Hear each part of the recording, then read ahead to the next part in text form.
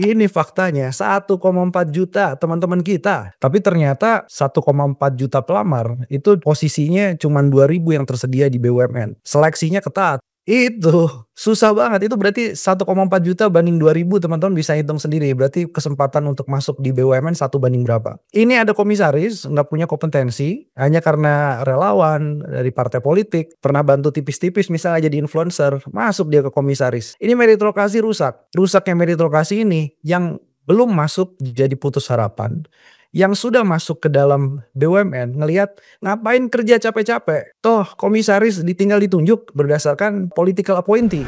Dengan kondisi 35 menteri wakil menteri rangkap jabatan, itu kira-kira ada pemborosan 2,1 triliun. Punya implikasi. Implikasinya apa? Implikasinya adalah depleted resources. Jadi sumber daya tadi buat ngerekrut lebih banyak lagi karyawan, uangnya akhirnya dipakai untuk gaji dan tunjangan bonus komisaris yang rangkap jabatan. Saya bisa simpulkan dan juga menanggapi secara singkat bahwa ini semua mau berujung kemana? Ini semua akan berujung pada yang namanya BUMN failure. Kegagalan BUMN yang harusnya dia meleverage ekonomi, tapi justru jadi beban, jadi pemborosan, dan ditambah lagi nih sebenarnya BUMN dan Danantara failure gitu.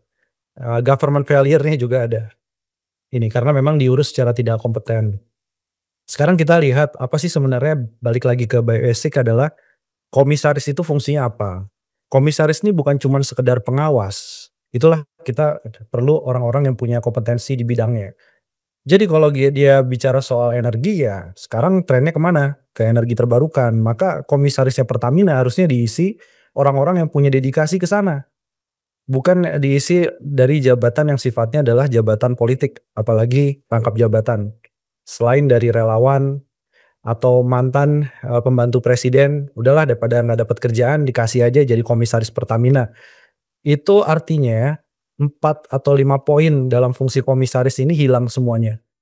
Jadi pelaksanaan terkait dengan pengawasannya juga blur, pemberian masukan, mau ngasih masukan apa? Orang bidangnya jadi nggak ngerti kan.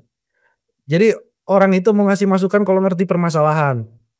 Dan BUMN ini sifatnya sangat teknikal dan sifatnya sangat sektoral. Misalnya direksinya Pertamina mau nanya, atau PLN gitu ya, dia nanya, "Ini saya harus masuk ke bisnis mana? Atau bisnis ini secara uji kelayakannya layak atau tidak?" Gimana dia baca laporan keuangannya, bisa nggak? Baca hasil auditnya, internal maupun eksternal, bisa nggak? Apalagi suruh ngebayangin nih, Temasek ke depan begini, Norwegia tadi Mas Danang contohin, kejauhan itu ya. Untuk internal bisnisnya sendiri, si komisaris bisa nggak diajak diskusi dan kasih input? Karena masalah kompetensi, evaluasi kinerja, apa yang mau dievaluasi? Bisa tahu nggak kinerja direksi itu bagus? Makanya banyak komisaris mentok cuman membaca bahwa, oh BUMN-nya baik-baik saja karena masih ada laba dan masih ada dividen. Jadi nggak baca secara detail. Atau oh utangnya masih terukur. Utang terukur itu apa indikator-indikatornya? Bisa nggak membaca evaluasi KPI atau Key Performance Indicator dari direksi BUMN sampai layer-layer yang paling kecil. Kemudian menyusun mekanisme tata kelola, good governance. Ini komisaris pada ngerti nggak kalau Danantara ini lagi mau masuk ke koalisinya SWF Internasional yang tunduk pada Santiago Principle. Jadi kadang-kadang teman-teman dari TI mungkin bisa ngirimin kuesioner kepada para komisaris terutama yang rangkap jabatan. Paham nggak Santiago Principle itu apa? Coba bikin survei gitu buat ngetes ya kan. Ini kami akan memperbaiki tata kelola yang baik, kami akan patuh pada GCG dan lain-lain kan, ESG sekarang. Coba kirimin kuesioner, tanyain, paham nggak itu sebenarnya? Nah yang kelima adalah perwakilan pemegang saham. Jadi kalau Pak Prabowo 3 kali saya catat pidato, itu ngomonginnya soal 100% energi terbarukan dalam 10 tahun ke depan. Ketahanan energi, ketahanan pangan. Ini komisaris bisa nggak sebagai perwakilan pemegang saham negara ya, atau ya karena dia dititipin dari wakil menteri misalnya untuk rangkap jabatan, maksudnya biar selaras dengan program pemerintah gitu ya. Apakah kemudian bisa mengarahkan untuk perwakilan pemegang saham itu selaras dengan kebijakan pemerintah? Ini banyak yang nggak nyambung. Nanti kita lihat list ya. proyek-proyek yang mau dikerjain sama Danantara itu nggak ada nyambung-nyambungnya dengan misi besar ketahanan energinya Pak Prabowo dan 100% energi terbarukan dalam 10 tahun ke depan. Itu karena fungsi komisarisnya nol besar. Satu lagi saya memperkuat yang Asri tadi sampaikan. Ini faktanya 1,4 juta teman-teman kita, Gen Z, milenial, bahkan ada yang bapaknya itu melamar, langsung pekerjaan gitu ya ke job fair misalnya. Nah, tapi ternyata 1,4 juta pelamar itu posisinya cuman 2.000 yang tersedia di BUMN.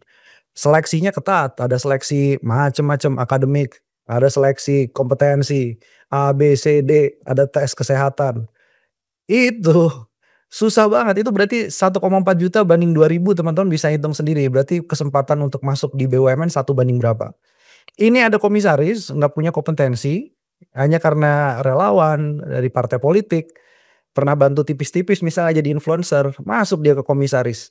Ini meritokrasi rusak.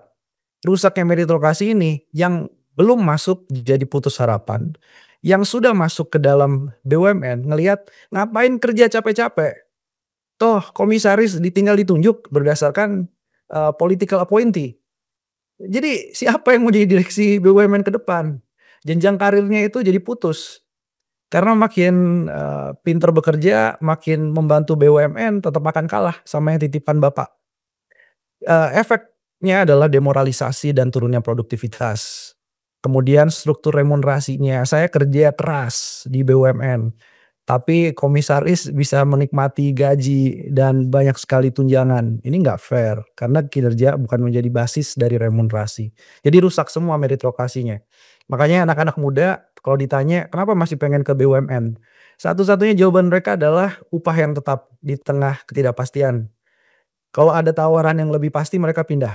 Itulah yang disebut sebagai fenomena job hugging. Jadi dia megang pekerjaan meskipun nggak enak, tempat kerjanya toksik, hanya karena lapangan kerja sekarang pilihan yang lain nggak banyak. BUMN, kenapa disebut BUMN failure? Karena dia menyebabkan bukan lagi dia membersamai, tapi dia menyebabkan yang namanya deindustrialisasi prematur. Mesin industri kita pasca Covid turun, pertumbuhan kredit industri turun. Padahal 1.000 lebih BUMN itu sebagian besar anak cucunya masuk ke sektor industri pengolahan. Dan kita lagi butuh nih industri pengolahan. Tapi karena komisarisnya mungkin nggak paham, "Pak, ini ada sektor industri perlu dibangkitkan nih, Krakatau Steel nih, ini namanya industri baja, ini industri primer ini untuk bisa mendorong ekonomi dan industri, yang sifatnya padat karya sebenarnya."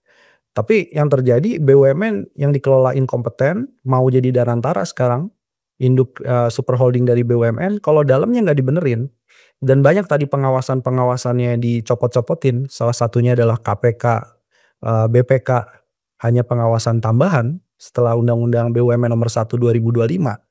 Akhirnya apa? Inkompetensi, BUMN failure menyebabkan BUMN menjadi beban, bukan lagi dia pengungkit perekonomian, ya. Terus sejak adanya Danantara, Pak Purbaya pernah bilang kemarin, "Ini kenapa ya? Kayaknya saya udah injeksi 200 triliun, rupiahnya 16.700, what happened?" Gitu kan.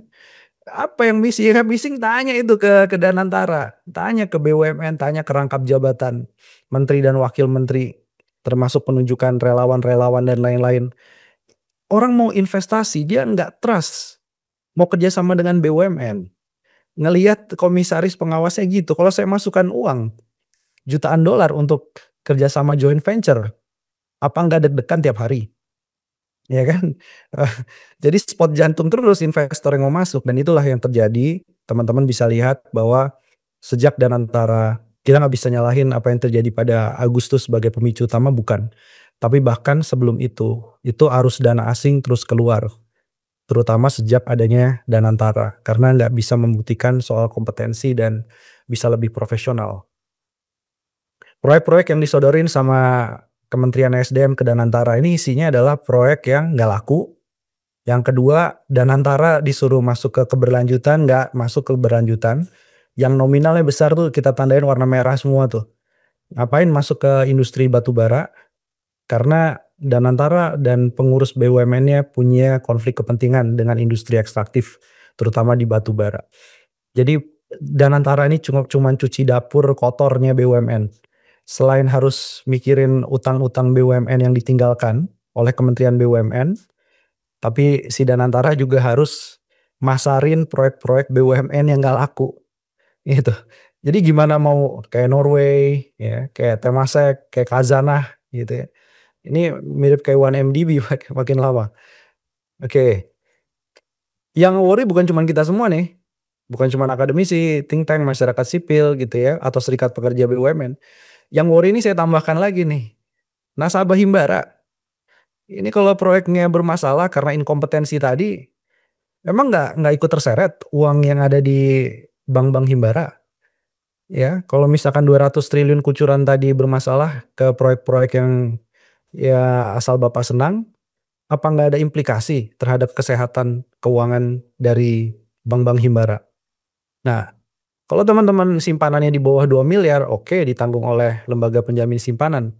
Tapi kalau di atas 2 miliar, nah ini kan banyak yang mikir nggak oke juga nih kalau begini bentuknya. Karena ngelihat jeroan atau daleman dari BUMN banyak rangkap jabatan tadi yang harusnya nggak perlu ada. Imunitas ya yang diberikan, ya ini juga punya konsekuensi panjang sebenarnya soal masalah korupsi yang biasa teman-teman TI, ya teman-teman dari ICW dan lain-lain ini melihat nih semakin ke depan kelihatannya ruang itu semakin terbuka karena pengawasannya semakin berkurang atas nama bisnis judgment. Ya nggak apa-apa dong masuk ke gasifikasi batu bara yang nggak laku. Bisnis judgment nggak bisa dipidanakan. Masalahnya Pak, Bapak punya konflik kepentingan Pak. Dari awal udah startnya udah nggak bagus. Dan pasal-pasal ini yang membuat mereka menjadi imun gitu.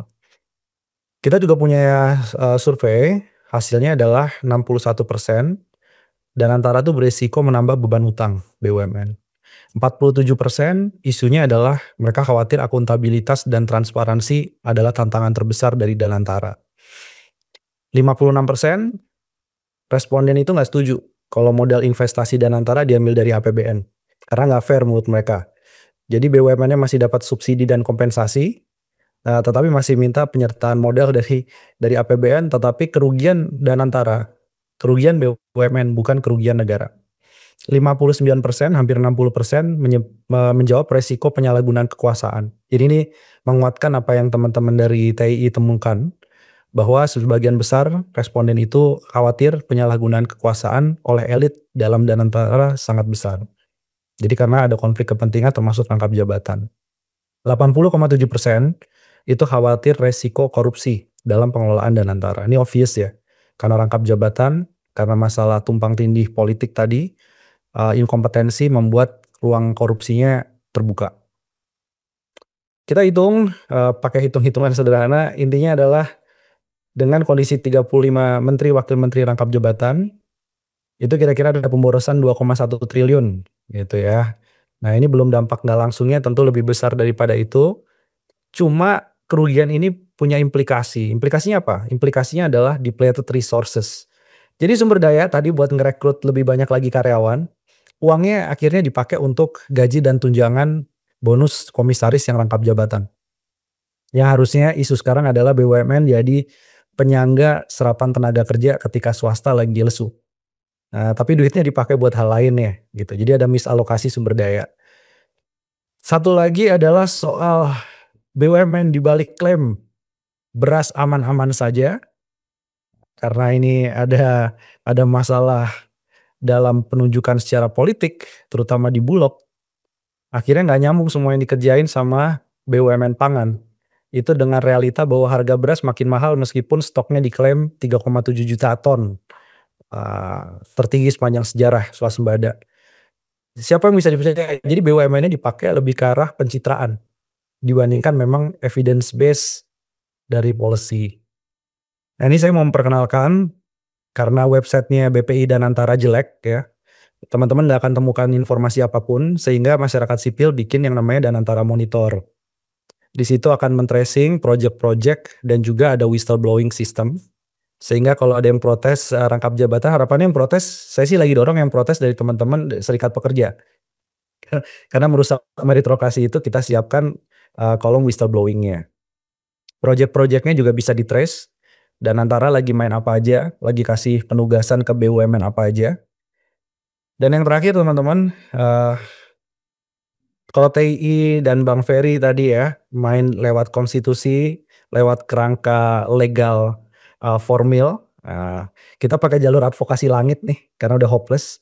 Jadi kita kita pakai data dari teman-teman, dari ICW dan lain-lain gitu ya. Udahlah, coba kita, berdoa sambil minta fatwa kepada MUI. Apakah hukum gaji dan tunjangan dari rangkap jabatan halal, syubhat, atau haram? Nah gitu, jadi karena kelamaan MK 2 tahun ngasih waktu itu nggak jelas itu keputusannya.